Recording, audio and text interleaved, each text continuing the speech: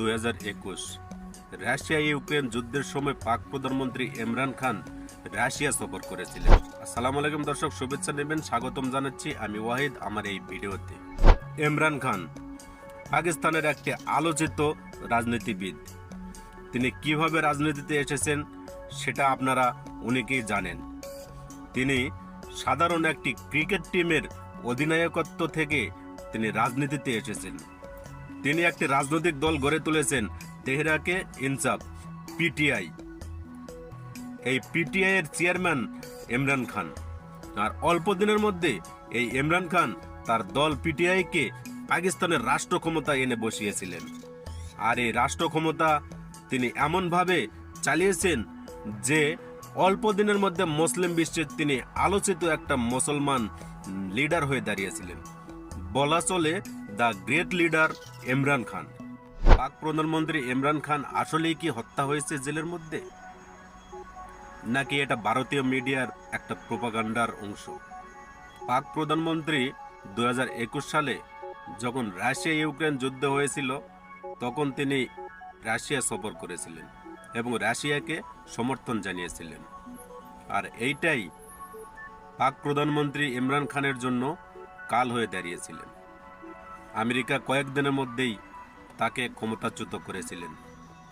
আর এইটা শুধু পাকিস্তানের জন্য একটা দুর্ভাগ্যের বিষয় নয়, এইটা আমাদের দক্ষিণ এশিয়ার মুসলমানদের জন্য একটা দুর্ভাগ্য। কারণ তিনি অল্প দিনের মধ্যে মুসলমানদের আইডল হিসেবে একটা নেতা গড়ে উঠেছিলেন। তিনি পাকিস্তানের অল্প দিন ক্ষমতায় ছিলেন, আর এই অল্প দিনের মধ্যে তিনি মুসলিম বিশ্বে সৌদি আরব, কাতার, তুরস্কের মতো মুসলিম নেতাদের প্রথম সারির কাতারে এসে দাঁড়িয়েছিলেন। তিনি যখন কথা বলতেন তখন সিনা টান করে বলতেন, কাউকে পরোয়া করে, কাউকে ভয় করে কখনো কথা বলতেন না। আর এটাই তার জন্য কাল হয়ে দাঁড়িয়েছিলেন। 2021 সালে যখন তিনি গ্রেপ্তার হন তখন থেকে আদিলা জেলখানায় তিনি বন্দী ছিলেন। হঠাৎ করে 2 সপ্তাহ ধরে তার আত্মীয় স্বজন এবং তার বোনদের সাথে ওনার দেখা করতে দেওয়া হচ্ছিল না। আর এই সুযোগটাকে ভারতীয় মিডিয়া কাজে লাগিয়ে একটা প্রোপাগান্ডা ছড়িয়ে দিয়েছে যে ইমরান খানকে জেলখানার ভিতর হত্যা করা হয়েছে।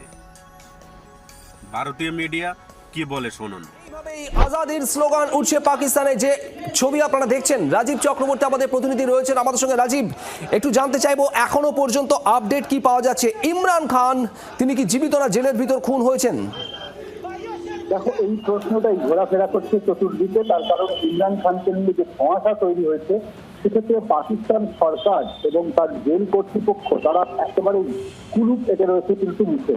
এখানে তুমি যদি দেখো যে আফগানিস্তানের একাধিক সংবাদপত্র, একাধিক সংবাদ মাধ্যম, এমনকি পাকিস্তানের ভেতর থেকেও কিন্তু আওয়াজ উঠছে যে রাওয়ালপিন্ডির আদিয়ালা জেলে যেখানে তাকে গোপনে রাখা হয়েছিল সেখানে কি তাকে খুন করা হয়েছে।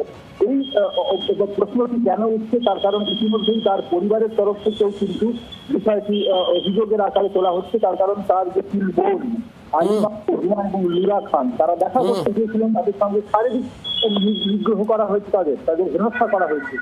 এসব ভারতীয় মিডিয়া এমন ভাবে অপপ্রচার চালায়, এমন ভাবে প্রোপাগান্ডা চালায় যে যে মানুষ বিশ্বাস করবে না সেও একবার চিন্তা করবে।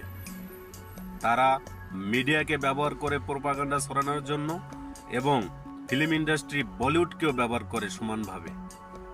এর প্রমাণ হচ্ছে Kashmir files movie, Kerala files, রাজাকার, এসব মুভি যারা দেখেছে তারা বুঝতে পারবে যে ভারতীয় মিডিয়া, ভারতীয় ইন্ডাস্ট্রি কিভাবে মুসলিমদের বিরুদ্ধে প্রোপাগান্ডা ছড়ায়। এই প্রোপাগান্ডা একটা উদ্দেশ্য প্রণোদিত আমি মনে করি। এই প্রোপাগান্ডা রয়ের পরিকল্পনায় ঘটানো হয়েছে, কেননা এই রয়ের প্ল্যান একটা পাকিস্তানের গৃহযুদ্ধ সৃষ্টি করা।